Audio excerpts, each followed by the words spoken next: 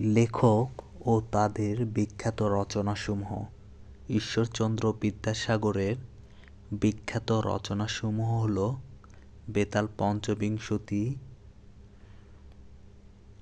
বোধোদয়, বর্ণপরিচয়, ভ্রান্তিবিলাস, কথামালা।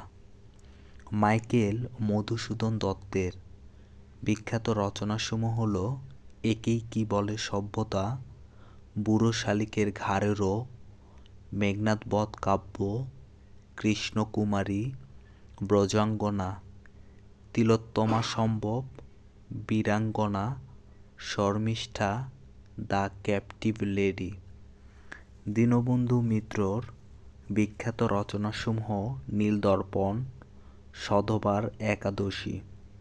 কাজী নজরুল ইসলামের বিখ্যাত রচনাসমূহ হল অগ্নিবীণা, ঝিঙ্গে ফুল, সঞ্চিতা, কামাল পাশা।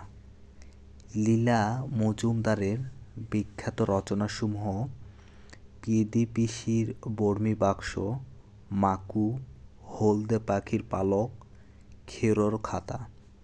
আশাপূর্ণা দেবীর বিখ্যাত রচনাসমূহ প্রথম প্রতিশ্রুতি, বকুল কথা, সুবর্ণলতা, বলয়গ্রাস।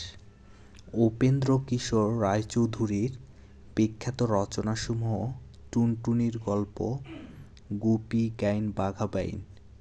সুকুমার রায়ের বিখ্যাত রচনাসমূহ আবোল তাবোল, হযবরল, খাই খাই, পাগলা দাশু, লক্ষণের শক্তিশীল।